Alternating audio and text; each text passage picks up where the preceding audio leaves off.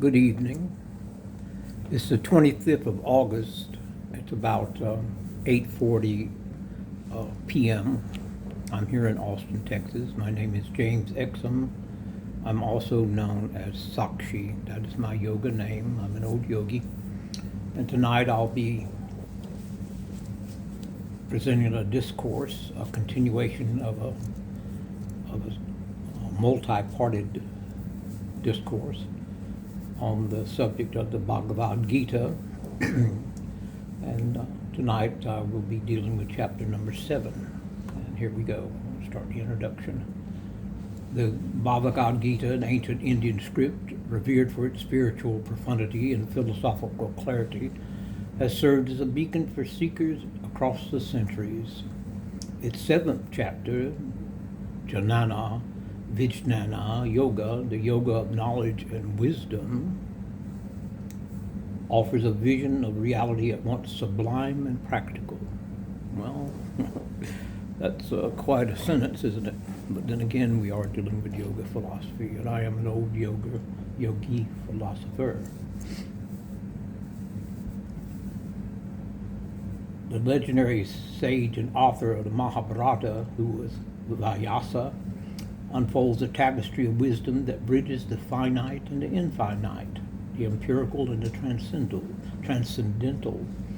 To illume this pivotal chapter, and it is a pivotal chapter, you will see in a moment, we turn to two distinguished interpreters, Adi Shankara, the 8th century exponent of the Advaita Vedanta, and James Exum, Sakshi, that's my yogi name, it means the witness, who's a contemporary scholar,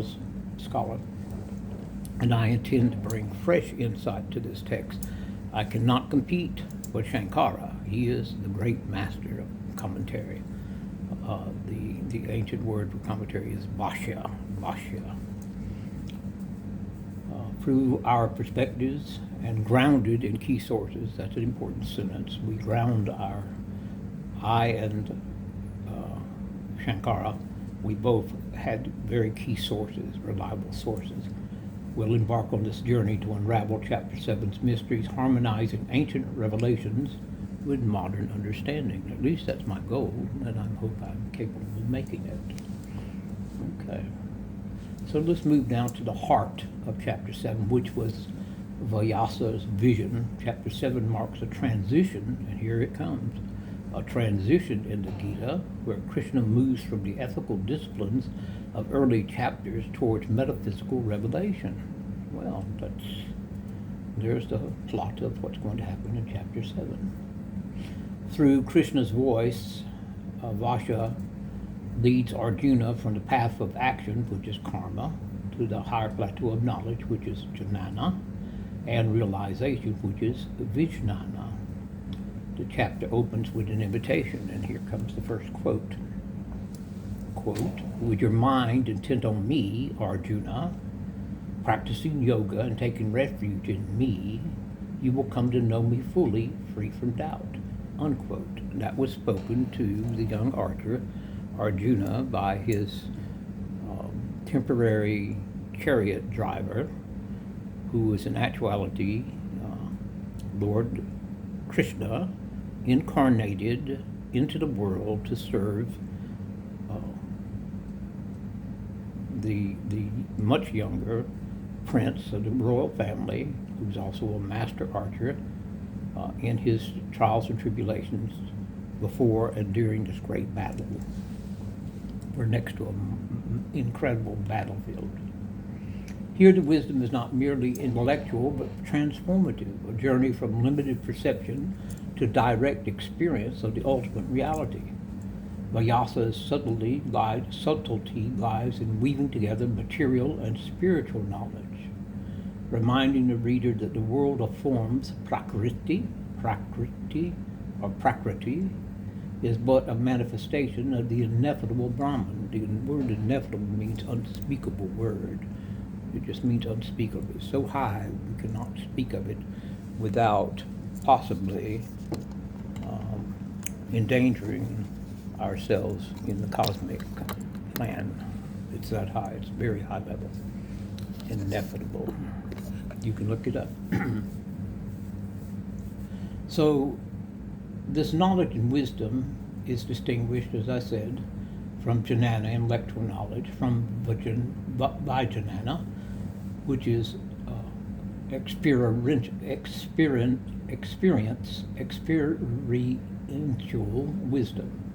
wisdom from experience. In verses 2, 3, so that would be the second chapter, it's the second and third verse of this 7th chapter. And Krishna declares, I shall teach you this wisdom and its realization, knowing which nothing more remains to be known in this world. In other words, he's saying to his young student, his young ward, his young charge, at that point before the battle, he's saying, once you realize this, there's nothing else that really needs to be known in the world. So that bears repeating, doesn't it? Let's go back and look at that quote again. Quote, I shall teach you this wisdom and its realization, knowing which nothing more remains to be known in this world. And the wisdom he's talking about teaching him is he's going to teach him to the previous couplet, sutra. He's going to teach him to distinguish between jnana, which is intellectual knowledge, from vijnana, which is experiential. That's a word, that's a hard word to wrap my tongue around. Well, I'm an old man, give me a break. Experiential, there it is, experiential wisdom. Well, I'm having fun with that.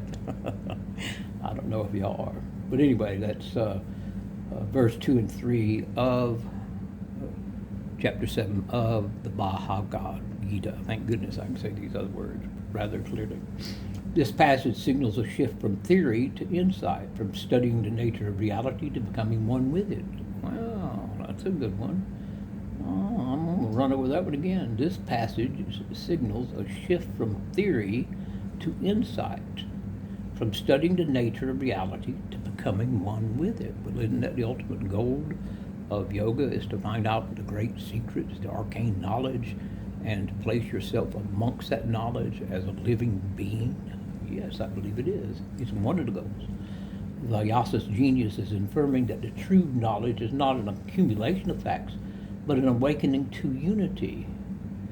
Not an accumulation of facts, but an awakening to unity. A theme that resounds through the commentaries of Shankara and myself during this paper, during this discourse I wrote earlier this month. Now I'm going to separate the way I am presenting this paper, and the way I created this series of papers for this entire book, these chapters of this book, is I wrote them with the commentaries of Shankara. These are the historical commentaries to show the historical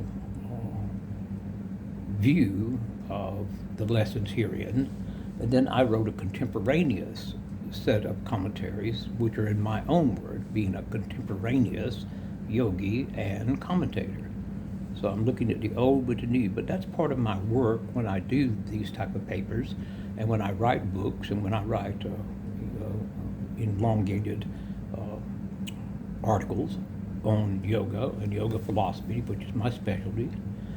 I like to contrast the ancient with the modern, because this gives the reader and the student and the seeker, I call the aspirants, the ones that are aspiring to become yogis or to learn a great deal more about yoga, this gives them a broader and a contrasting viewpoint, which should help you in your accumulation of knowledge.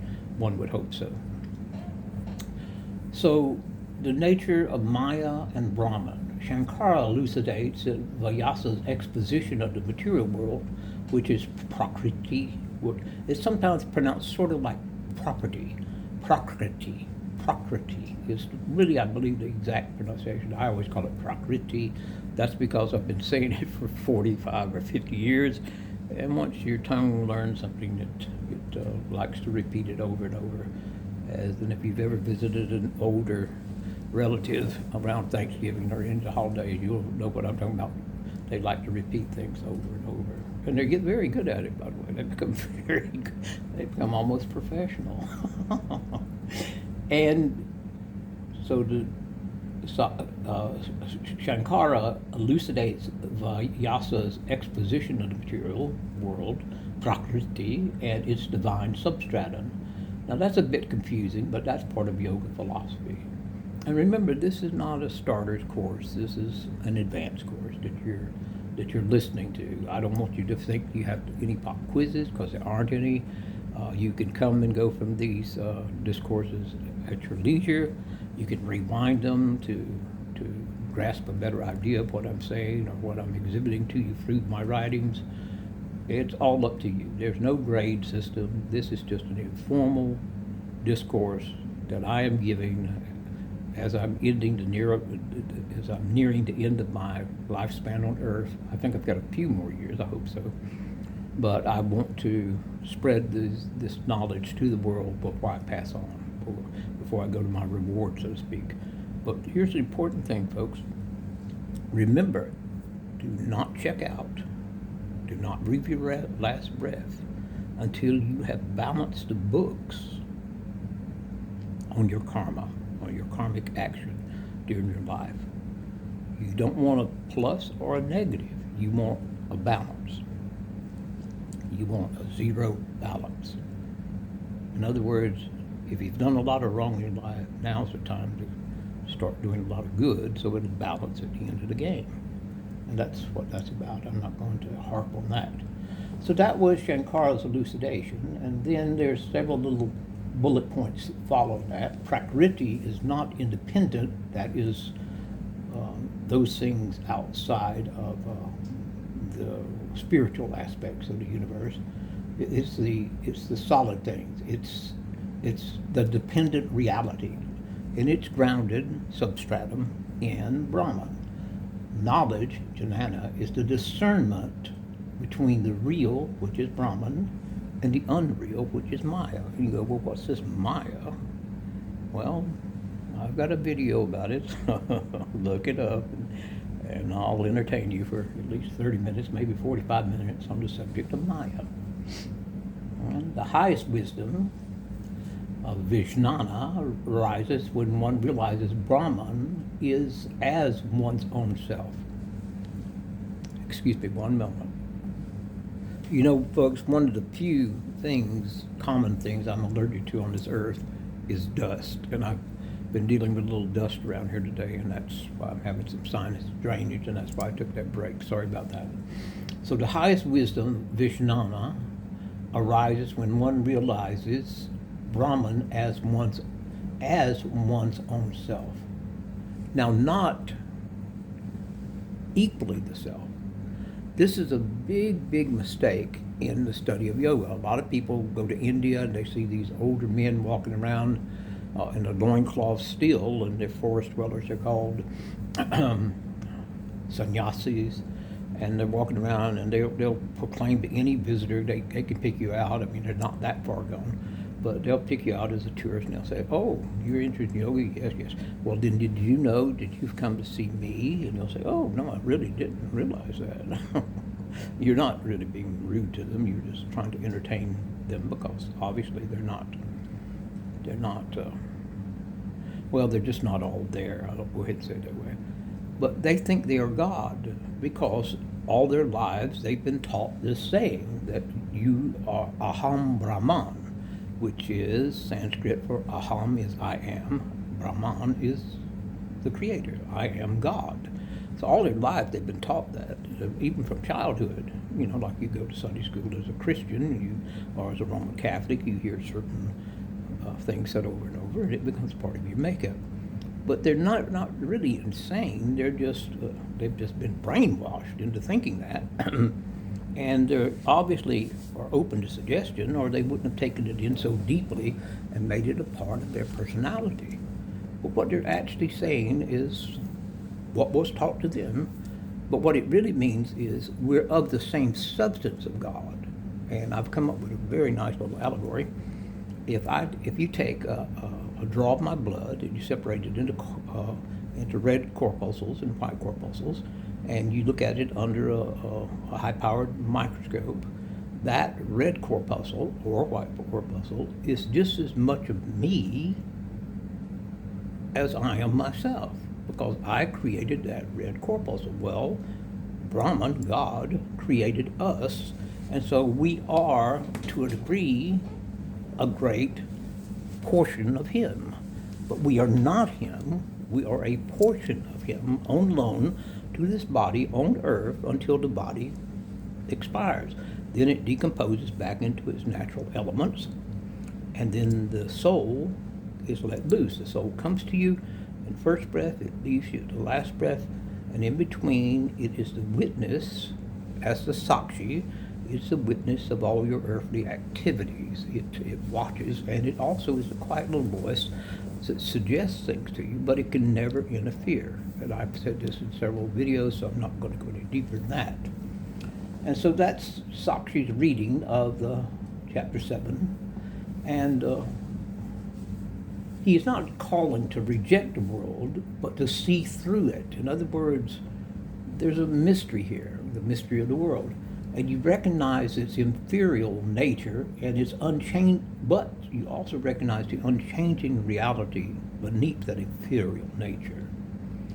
Okay? And then he goes on to talk, or the writing goes on to talk about Shankara, through his philosophy, does not dismiss the role of devotion, which is one of the yogi. There's several different titles to different yoga practices, and one of them is bhakti, and bhakti means devotion.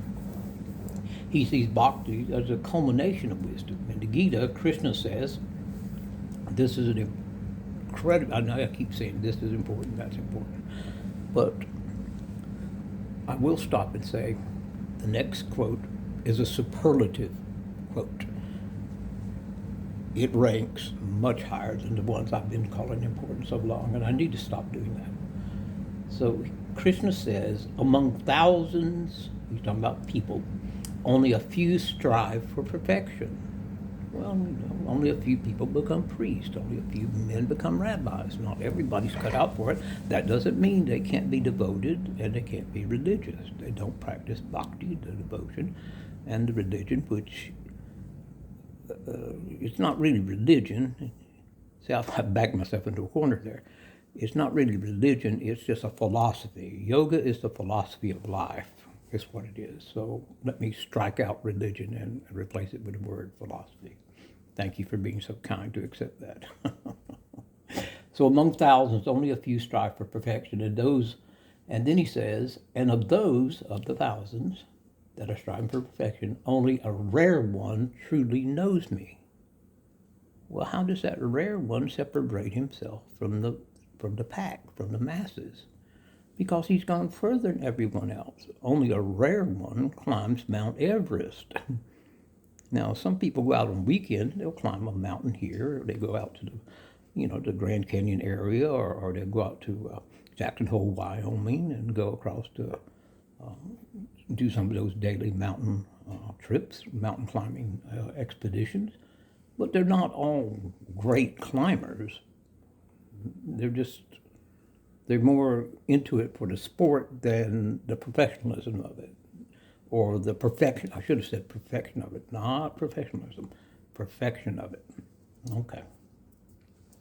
So that's what he has to say about it. So, well, it's almost. And then Shankara interprets this as the rarity of direct realization. Well, it is very rare to have direct realization, to know who you are and what you are in the universe. To know who you are and what you are in the universe. I call that touching the infinite. I even wrote a discourse on it, and it's the main portion of one of my early, under 5, I don't know exactly which one, but one of my very early videos talks about that, where I had an encounter with reality, where I went beyond the normal limits of a seer or of even a yogi. It was a mystical experience. You can believe that or not. I believe it with all my heart because I experienced it.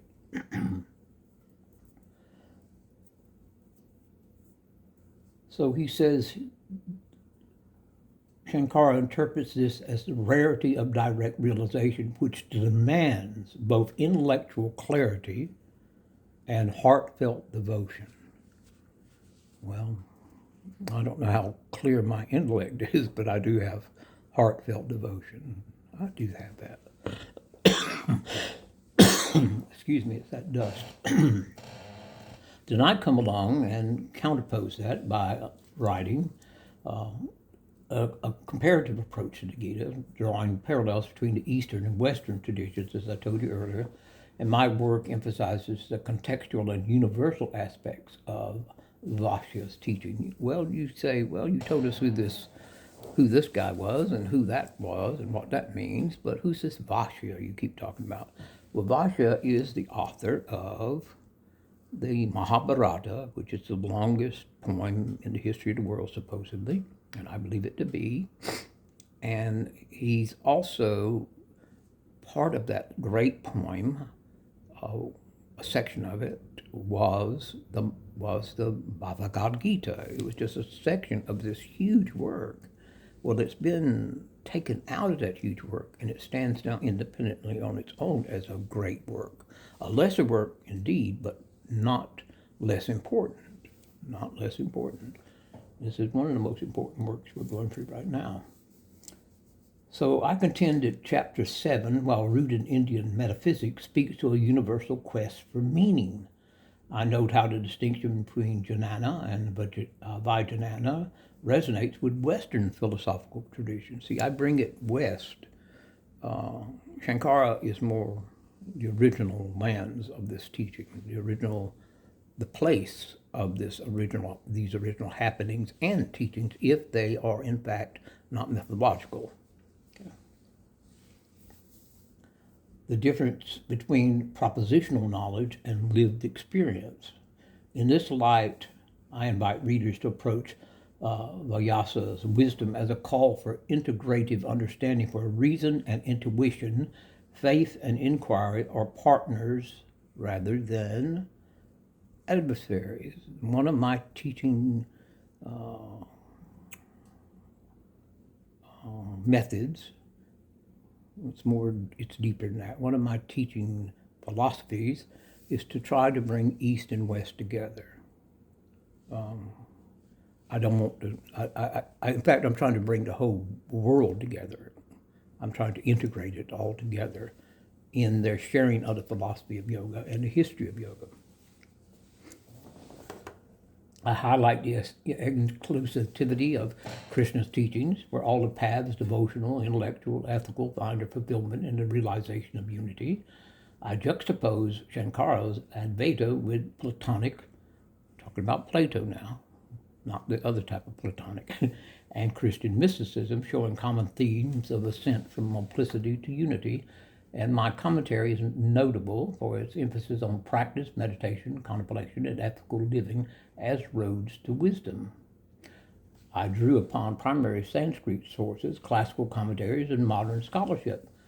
My comparative discourses place Vyasa's insights along those of Plato, Plotinus, and Upanishads, and the great Vedic works, illustrating the perennial search for the underlying essence of existence.